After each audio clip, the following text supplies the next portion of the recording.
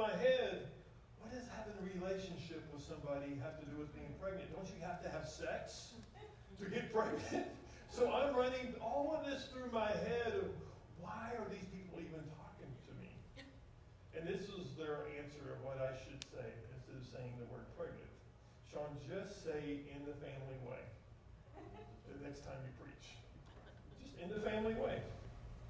That is what I remember about that day.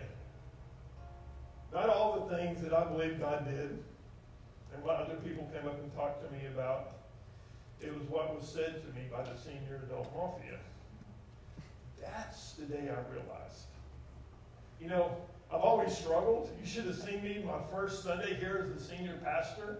I did my best to play the part.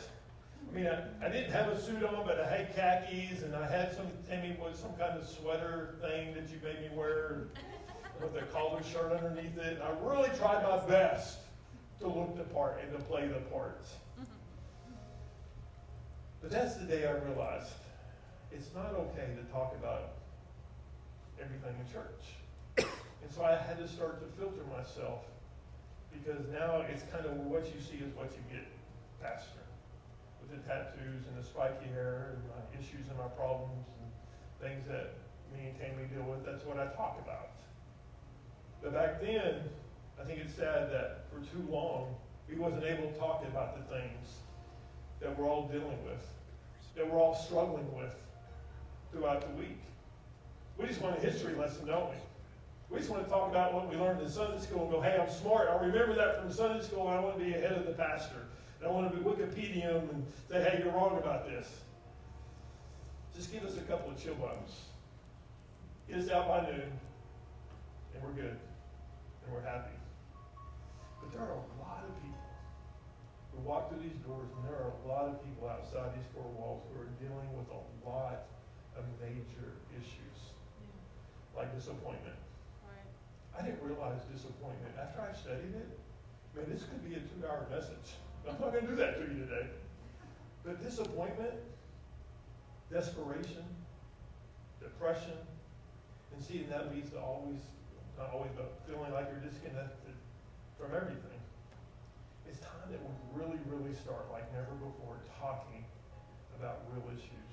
And not just up here on the Sunday morning patting each other on the back and leaving, but slowing down and taking the time again to know each other and to trust each other again about the real problems and issues that we're dealing with. Because people get so disappointed, I think, in their life. They do. With their family, you don't have to look around with your husband or your wives. With the church, you might have ever been disappointed with the church. This is kind of I'm going to put you on the spot. You don't have to raise your hand, but think about that. You ever been disappointed with the church? You ever been disappointed with God? I have. I was very disappointed when people were taken out of my life. I mean, very upset. And sometimes we don't even know why. And most of the time it's because of our expectations of others. And when they don't do what we expect them to do, we get disappointed. And here's what I didn't realize about that, about disappointment. It opens up so many other doors and so many other emotions. I thought disappointment was just disappointment. But when you become disappointed with something, it opens up so many different emotions. Once we let disappointment in the room, you know what he does? He gets on the phone and he calls all of his buddies. He calls desperation. Because, man, we become desperate after we become disappointed. And then he calls up his brother, depression. And get over here, man. This guy, we got him. We got him on the hook.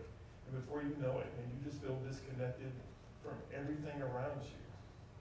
And he is going to make you feel worthless. Once you get disconnected from everybody around you, you just don't have that worth anymore.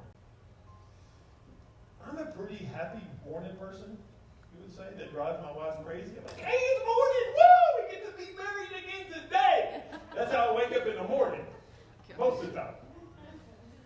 Just happy guy. I'm just happy to be alive. It's a good day. There's sometimes, though, it's fake. There's sometimes it's sad. I do. I get sad, and I didn't really realize why I'm sad. And sometimes you don't even know why you're sad. You just are. Disappointment is a profound way in which sadness is experienced. People seem to do whatever they can do to avoid recognizing that they are disappointed. And they're going to start to twist their thinking every which way not to even recognize that they are truly, truly disappointed. You need to hear this next part. Disappointment is the experience of sadness involving unfulfilled hopes and expectations. And I love that. I love learning something new. Disappointment is the experience of sadness involving unfulfilled hopes and expectations. When you consider what might have been in your life, man, in contrast to what exists today, you're going to experience disappointment. If you allow him, he's always going to be there knocking every morning. Man, look at your life. Look at where you're at. Man, look, Sean, your life is probably halfway over. Probably not, because I'm vegan and I eat very healthy and I work out every day. I mean, I'm probably going to live to about 140, at least. See, disappointment is far more than any of these other emotions that we experience, more than we ever thought. Disappointment comes, it's almost like this final chapter, this finality. You recognize that you that you don't have it, and that you didn't get it, or will probably never achieve it, and whatever it was that you wanted. What makes us disappointed, it usually starts with us. It usually starts right here in the middle of who we are, because we don't really fully understand who we are. Disappointment starts with us. Let me ask you a question. Think about this when I read this verse.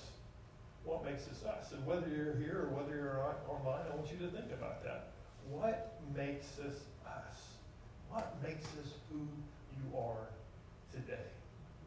Ephesians chapter 2, verse 10 says, God has made us what we are.